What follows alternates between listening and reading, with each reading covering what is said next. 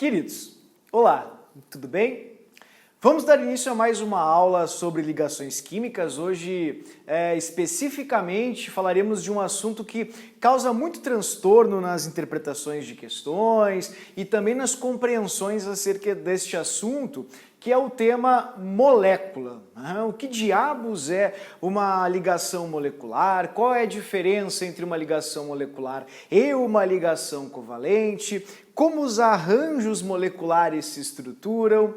O que diabos é uma geometria molecular? E como isso implica nos conhecimentos acerca das substâncias de natureza covalente? Pois todos esses questionamentos que eu suscitei agora e trouxe, obviamente, a você, serão respondidos um a um, com bastante calma, né? Cada qual no seu tempo, de acordo com as etapas da aula, e eu vou convidá-los, então, a acompanhar comigo a aula de hoje, no livro, aqui na unidade 4.7, na página de número 150, onde diz aula 8, obviamente. Tudo bem? Então, me acompanhem aqui, vamos juntos dar uma olhadinha no itinerário da nossa aula de hoje. Vamos começar então com uma abordagem mais consistente, mais concisa sobre o que é uma ligação molecular e o que é uma ligação covalente. E para a gente entender bem as estruturas moleculares, é essencial que a gente dê sentido à expressão áreas de repulsão. Então, vamos começar por aqui. Essa vai ser a primeira etapa da aula de hoje. Me acompanha, vamos lá. Bom, como o professor havia comentado agora com você, é essencial para você entender melhor as ligações químicas que seja feito esse estudo segmentado e fragmentado de cada tipo de ligação. Então, para recordarmos a aula 7, aspectos que são essenciais para a nossa aula de número 8, o professor mostrou para você que é possível encontrar 3 naturezas diferentes de ligações químicas. São elas a iônica, a metálica e a covalente. Iônica, que ocorre entre metal e não metal, gerando um cátion e um ânion, respectivamente. A ligação de natureza metálica, que é aquela que ocorre somente entre metais, como está aqui nessa parte do quadro, como a gente viu na aula passada, tudo bem? E a natureza de ligação chamada de covalente, que é o nosso foco ainda da aula de hoje, né? Porque, como eu falei para vocês, essa é uma ligação muito abrangente e com muitas especificidades. Isso vai nos conduzir a um estudo muito profundo sobre justamente as ligações covalentes. Portanto, queria convidá-los a observar comigo o que é uma ligação covalente e o que é uma ligação molecular de uma forma bem clara. Lembrando que as ligações covalentes são aquelas que ocorrem entre ametais, podendo ser ametais iguais ou ametais diferentes, gerando o que chamamos de ligação covalente polar e apolar, como já foi visto na aula passada. Pois bem, vamos solucionar então essa dúvida, que é: quando eu tenho uma ligação covalente e quando eu tenho uma ligação molecular? Qual é a diferença entre estas duas ligações, né? Então isso é muito importante para a compreensão da aula de hoje. Trouxe aqui para você então um desenho bem simples para nós podermos entender direitinho essa diferenciação, ok? Vou fazer aqui a cópia para você dessa molécula, vamos copiar, copiou, colou, e vamos colocar aqui a distinção entre uma ligação covalente e uma ligação molecular, ok? Então, observem comigo, o que diabos seria uma ligação covalente? Então, vou pegar aqui contigo, vamos recortar apenas a ligação covalente, ok? A ligação covalente seria a ligação que se dá estritamente, impreterivelmente, entre esses dois átomos aqui. O átomo de oxigênio e o átomo de hidrogênio. Então, isso aqui que eu destaquei, ó, seria justamente a ligação covalente. E para ser mais específico, até vou escrever aqui para você, esta seria uma ligação, vamos colocar aqui, ligação, ok, covalente. Por que ela é covalente? Porque ela é uma ligação que ocorre entre ametais. E é uma ligação covalente, aí vem agora a parte mais importante, vamos lá, polar. Tá, mas e por que ela é uma covalente polar? Não entendi essa parte aqui. Por que diabos ela é uma covalente polar? Ela é uma covalente polar porque você pode observar nessa ligação aqui que a ligação se dá entre átomos com eletronegatividades diferentes, ou seja, átomos diferentes. E por esse motivo, criam-se polos nessa ligação. Como o oxigênio ele tem maior força, pensemos assim, né, de atração de elétrons, mais eletronegatividade que o hidrogênio, os elétrons vão acabar, como já foi explicado na aula passada, sendo mais atraídos para o oxigênio do que para o hidrogênio. Deste modo, com esse deslocamento da nuvem, nessa ligação entre estes dois átomos, binária, né, dois elementos ali, dois átomos, vai ocorrer a formação de polos, por isso é uma ligação covalente polar. Tudo bem? Então, ligação covalente polar ou apolar é a ligação que ocorre entre átomos ametálicos. Se eles forem iguais, será covalente apolar. Se eles forem diferentes, será covalente polar. Agora, onde entra a molécula? Onde entra a ligação molecular? Pois bem, eu peço que você dê uma observada aqui no desenho logo abaixo. Eu vou pegar esse desenho aqui para a gente poder destacar. Vamos pegar aqui e recortar. Eu vou recortar esse pedaço aqui, ó. Vou recortar essa molécula de água aqui, ok? Deixa eu dar uma diminuidinha. Fechou? Vamos pegá-la aqui agora. Copiou, colou. Pronto. Vamos observar estas duas moléculas de água aqui especificamente, ok?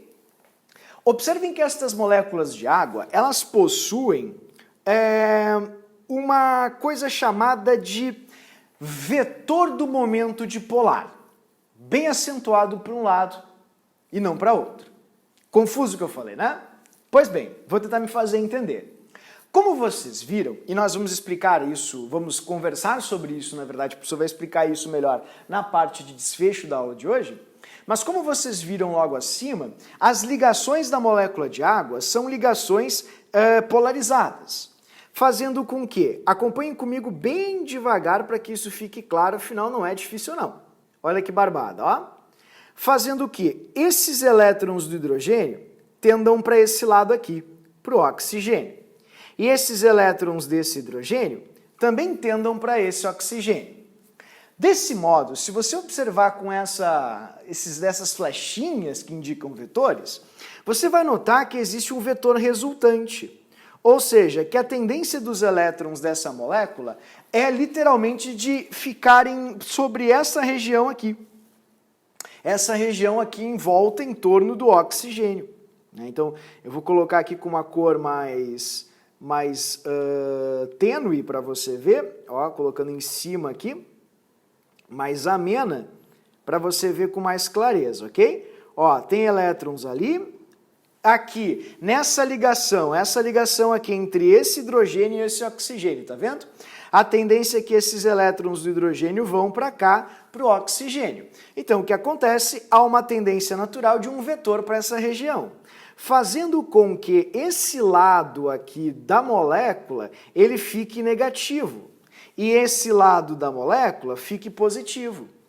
Essa formação de polos na molécula gerará justamente uma atração entre as moléculas.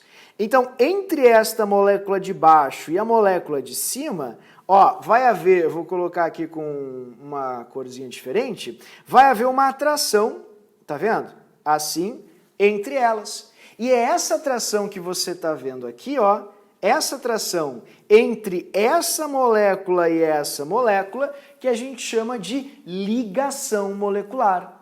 É uma atração bem mais fraca, é uma atração de intensidade ou módulo bem menor do que a atração que ocorre entre, átomos numa ligação covalente, no enlace eletrônico, mas é uma ligação química, evidentemente, que gera, obviamente, união de partículas, né, pessoal? Então, essa é a grande diferença que ocorre entre uma ligação química e uma ligação molecular.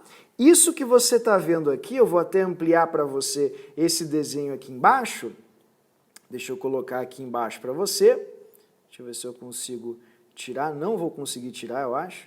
Deixa eu ver. Ih, só um? Não, não vai dar. Eu vou ampliar essa parte aqui de baixo para você, então. Deixa eu ver se eu consigo. Ó. Ali, tá bom assim, né? Fechou? Beleza. Então, essa ligação que você está enxergando aqui, querido, essa aqui, ó, é o que a gente chama justamente de ligação molecular. Tá? Então, isso aqui é uma ligação, vou escrever para você, ligação molecular, certo? Bem importante fazer essa distinção, que é a ligação entre moléculas. Molecular, ok? Então, quando você analisa, por exemplo, uma molécula de água, seja ela discriminada com a forma de eletrônica de Lewis ou com os tracinhos como estamos habituados a enxergar, independentemente de como você vai representar, existem duas naturezas de ligação. Uma intramolecular, que é a ligação entre os átomos, ou seja, a ligação entre esse hidrogênio e esse oxigênio, e uma intermolecular, que é a ligação entre essa molécula de água e essa molécula de água. Então, esse é um dos dois maiores problemas e dilemas que os alunos acabam enfrentando, justamente pela confusão natural que isso gera no vocabulário do próprio aluno. Então, eu peço muita atenção nessa parte para que você não confunda, não cometa nenhum equívoco.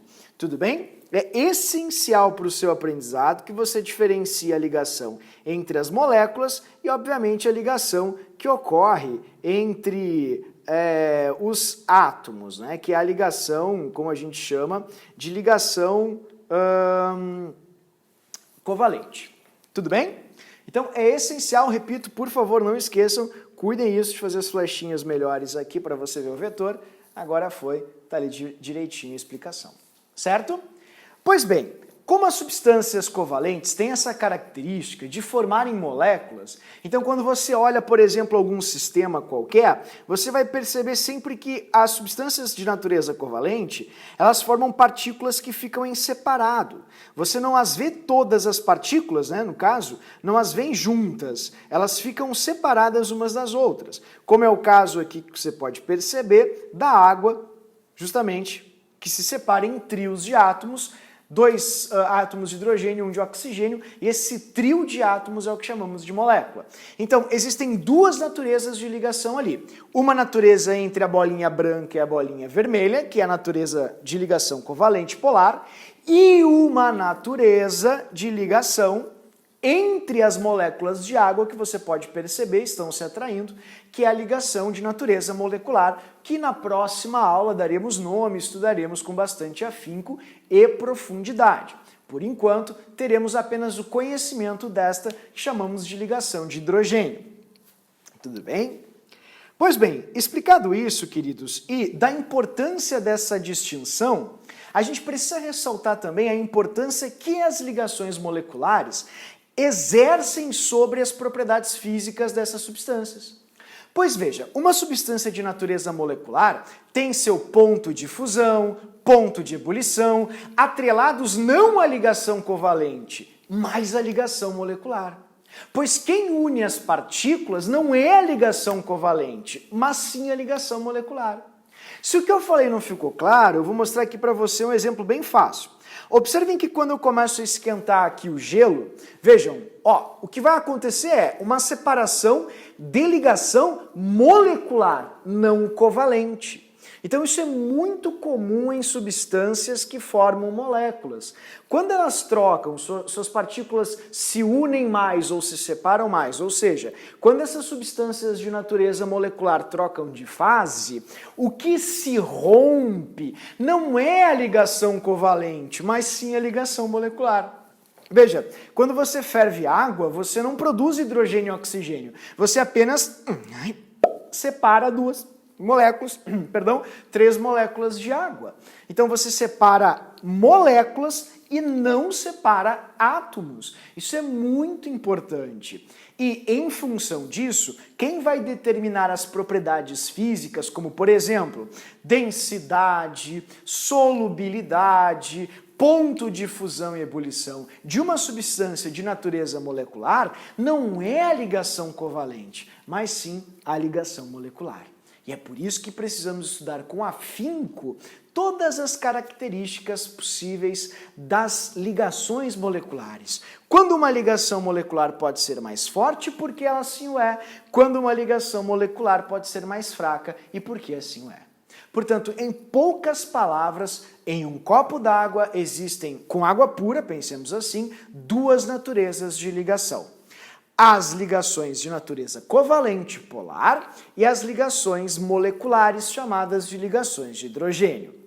Quando você ferve água ou dá uma fundidinha num cubinho de gelo, preste atenção, uma fusão num cubo de gelo, veja bem, você está separando moléculas, não separando átomos. Portanto, quem define as características da água não é a ligação covalente, mas sim a ligação molecular entre suas partículas.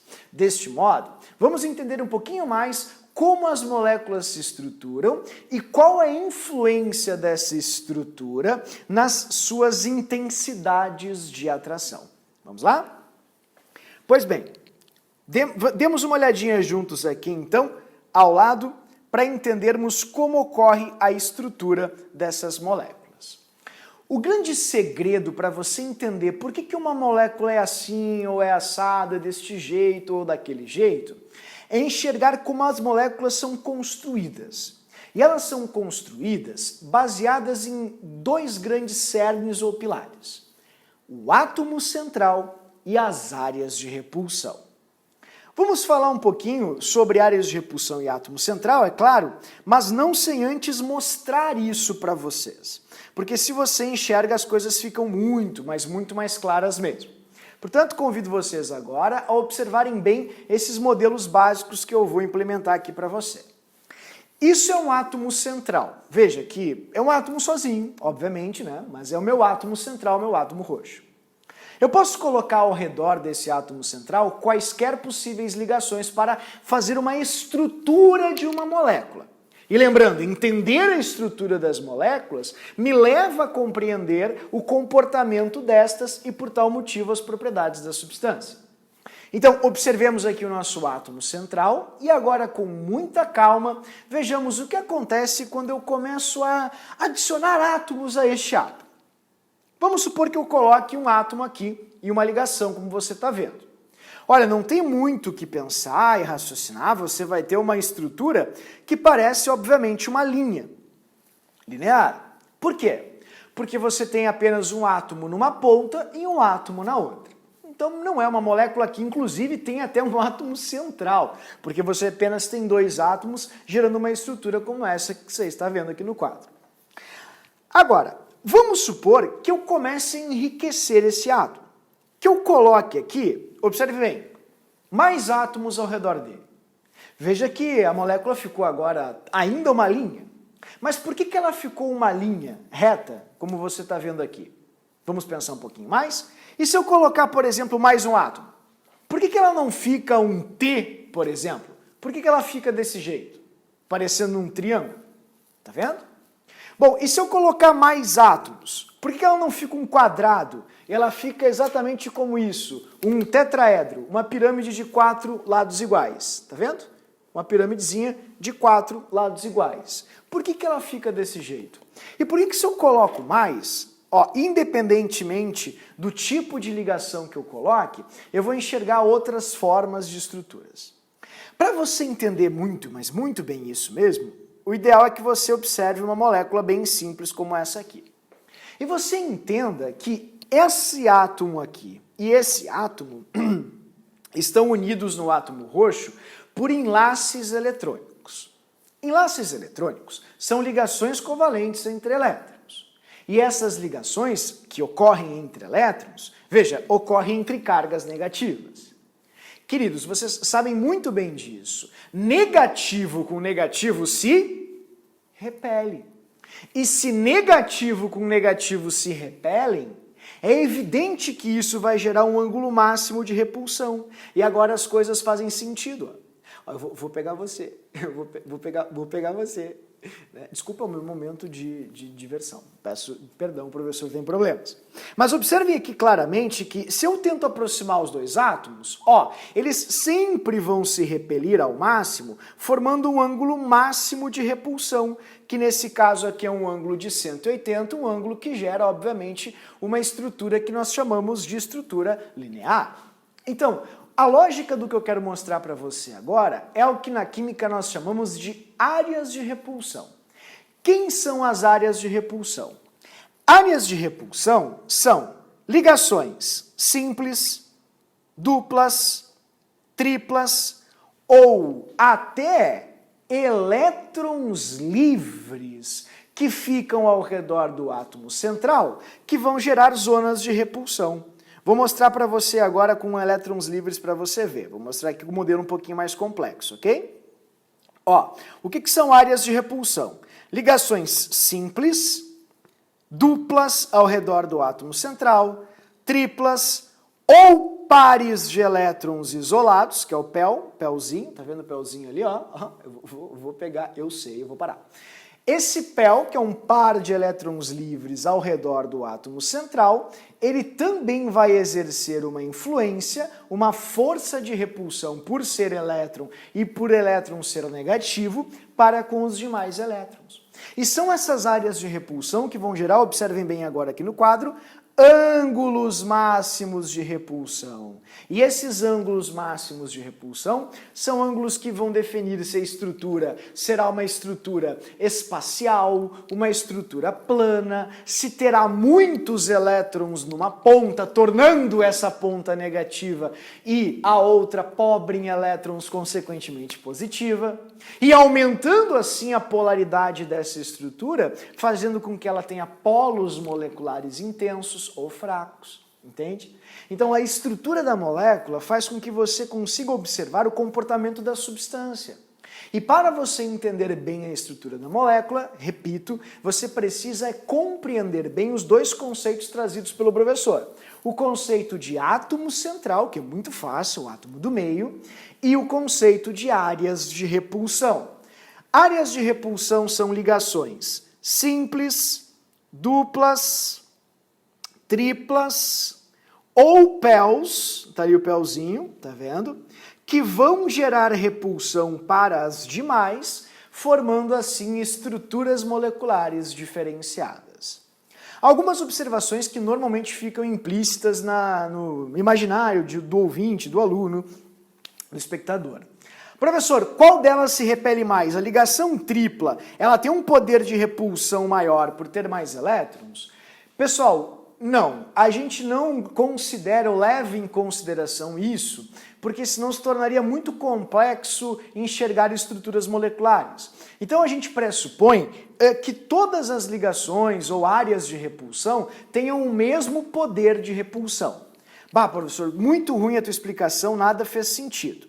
Tá, talvez então faça sentido agora mostrando para você. Vamos supor que eu tenha duas áreas de repulsão. Essa área e essa área de repulsão aqui. Duas áreas de repulsão. Observem que o ângulo dela é de 180.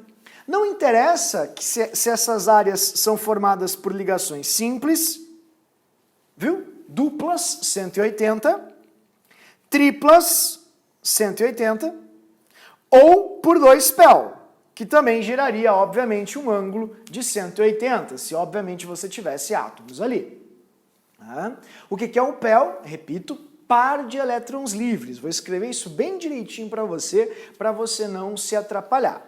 Então, independentemente do tipo de área de repulsão, se ela é formada por uma tripla, por um PEL, par de elétrons livres, por uma dupla ou por uma simples, estas ligações, simples, duplas, triplas ou o PEL, que não é uma ligação, vão gerar a mesma força de repulsão, pelo menos consideraremos assim, tudo bem?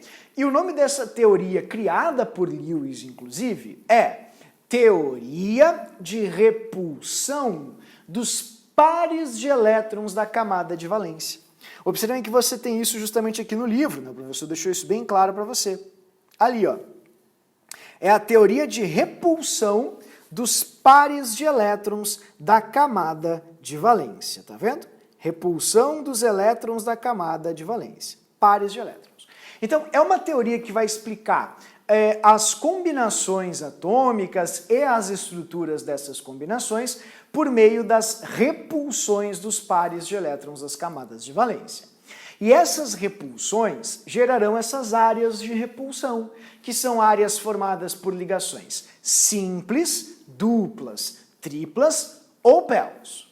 Se o meu discurso ficou vazio, o simulador não ajudou você a entender melhor, eu vou escrever para você aqui, então, direitinho, quais são as possíveis áreas de repulsão.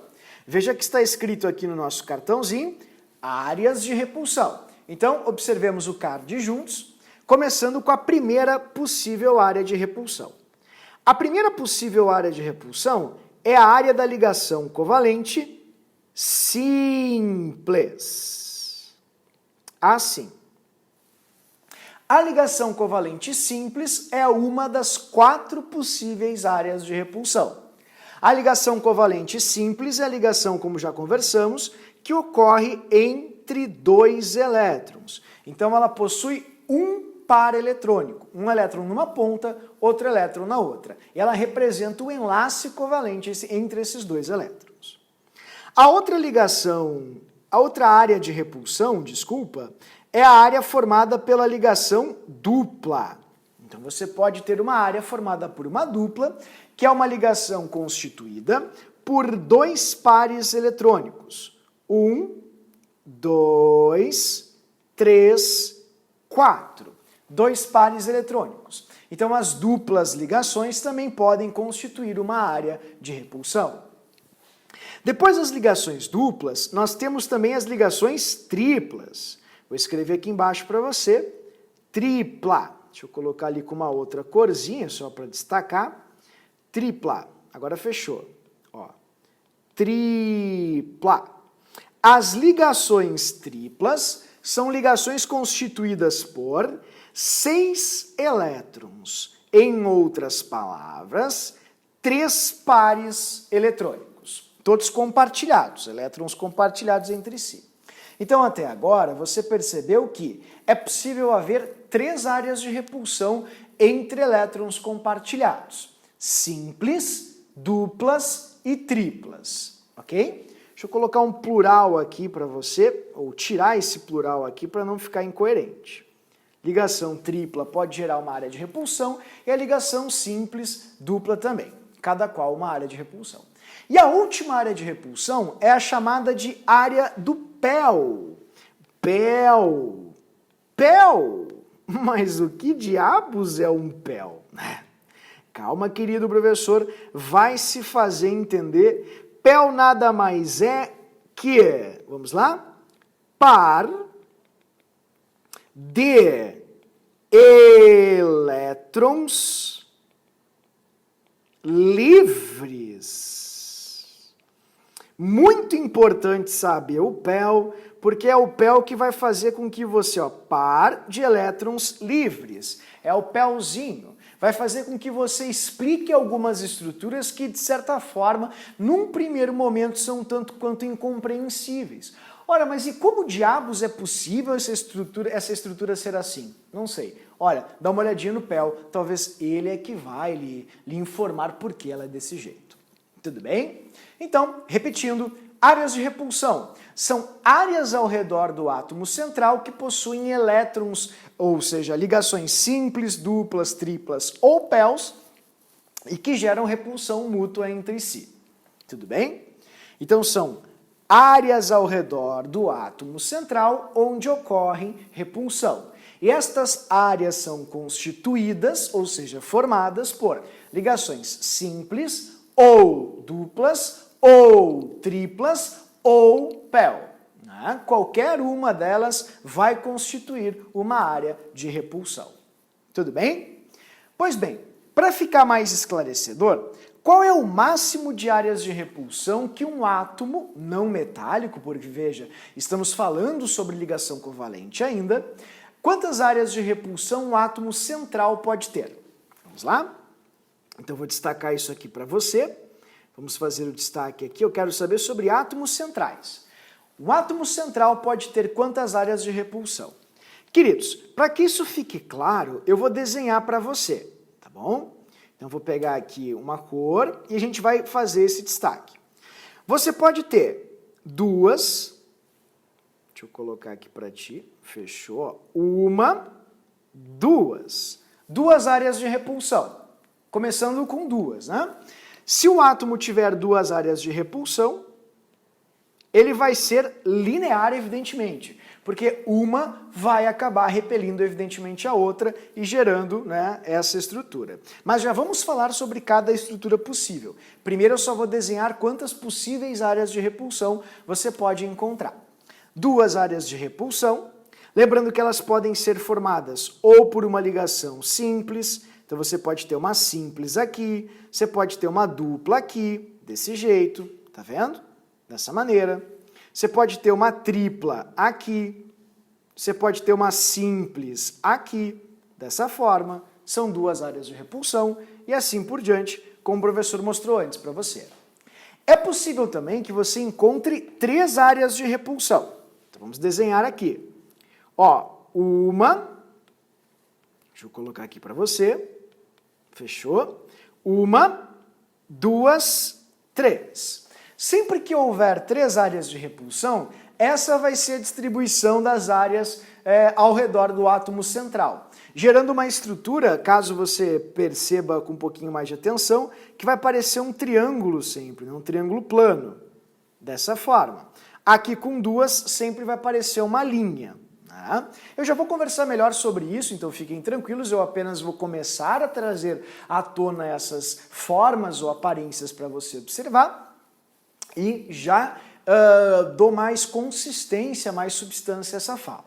Tudo bem? Então, isso, quando você tiver três áreas de repulsão, repito, você pode ter três áreas como? Com uma dupla, uma simples, uma tripla, ou três simples, não importa. Três duplas, três triplas, estou inventando, né? Não interessa. Um PEL e duas simples, qualquer uma daquelas possíveis áreas de repulsão pode compor uma área de repulsão, evidentemente. Certo? Então, vou colocar aqui para você três áreas de repulsão. É possível também que você encontre átomos centrais com quatro áreas de repulsão. Uma, duas, três, quatro. Quatro áreas de repulsão.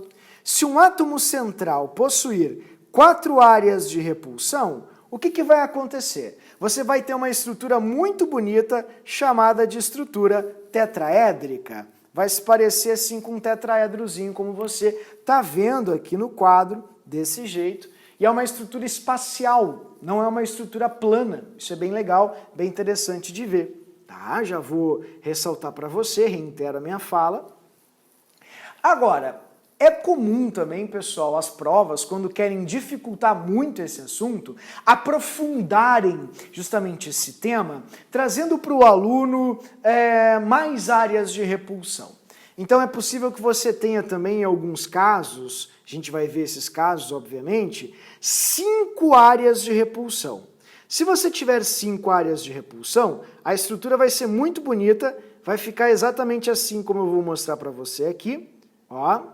Desse jeito, e aqui embaixo, formando algo que a gente chama de bipirâmide trigonal. Né? Exatamente como eu falei, é confuso. Seria assim, ó, uma pirâmidezinha aqui, desse jeito, né? Você teria, ó, vou fazer aqui para você de novo, tá ali a bipirâmide trigonal, como você viu. São 5 áreas de repulsão, vou mostrar com muita calma, fica tranquilo, mas é legal que você veja a distribuição genérica, padrão, de onde as ligações que compõem as áreas de repulsão ficarão, pois deste modo você consegue organizar melhor a colocação das ligações ao montar essas moléculas. Ah, pessoal, muito confusa a tua fala, muito ruim, tu não te faz entender. Tá, querida, eu vou me esforçar mais então para tentar ser o mais claro possível. Se você tiver 5 áreas de repulsão, onde essas áreas vão ficar ao redor do átomo central? Então o professor está mostrando para você ali. Elas ficarão exatamente ali onde o professor, né, ressaltou para ti. Desse jeito. Então você pode colocar a dupla, a simples, a tripla. Aonde, professor? Ó, bota simples aqui, por exemplo, bota dupla aqui, eu não sei, estou inventando, bota tripla aqui e assim por diante, sabe? É assim que você vai preenchendo as áreas de repulsão naquela disposição ou posição, tá? Tá, professor, e a última? Bom, a última talvez seja a mais estranha e complicada, eu vou puxar um pouquinho para o lado assim para ficar mais fácil de demonstrar. Vamos ampliar aqui para você. 6 áreas de repulsão, sem dúvida, é o que vai lhe dar mais trabalho e vai indicar o mais poluído possível. Você vai ter uma estrutura que a gente chama na química de estrutura octaédrica. Sim, vai formar um octaedro. Mas e professor, o que diabos é um octaedro? Tá, vamos pegar aqui então o laser para mostrar para você. Seria um quadrado assim, tá vendo? E, ó, de novo, ali a pirâmidezinha, como você está vendo. Isso aí seria uma estrutura octaédrica. Tudo bem? Então é isso que você consegue com 6 áreas de repulsão, que é o máximo que a gente consegue chegar na química em termos de áreas de repulsão para um átomo central. Certo, queridos? Então eu já deixei tudo organizadinho, tudo bonitinho ao redor do átomo central, para você enxergar onde as ligações simples, duplas, triplas ou os PEL irão ao redor de um átomo central. Essas são as únicas possibilidades que você, porventura, venha a ter. Tudo bem? Então tá aí.